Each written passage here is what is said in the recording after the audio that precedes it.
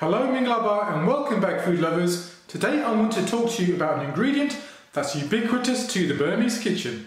It's used in condiments and to flavour soups and curries, but most infamously it has a smell that will make your eyes water. Ladies and gentlemen, I present to you Ngapi.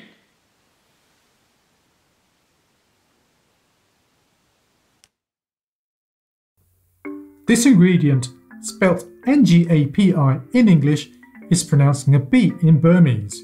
Literally translated, it means pressed fish. Nga means fish and pi means to press. Ngapi is made with either fish or prawns that has been salted and left to ferment in the sun for a few days. It is then ground up and formed into a paste before it is sold. To the untrained nose, it smells like how you would expect fish that's been left in the sun to smell like.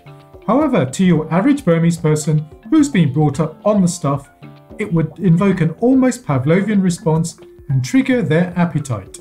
If you walk into any food market in Burma, the smell emanating from the Ngapi and dried fish vendors would perfume the air. They would sell the paste by weight to any customer looking to top up their supplies. The use of Ngapi is more popular in southern Burma since these are maritime coastal areas with access to the sea or lakes. The tradition of preserving fish or prawns through fermentation is widespread throughout Southeast Asia, and countries such as Thailand, Laos, Cambodia and Indonesia have their own versions. For instance, the Malaysian version is called Belacan.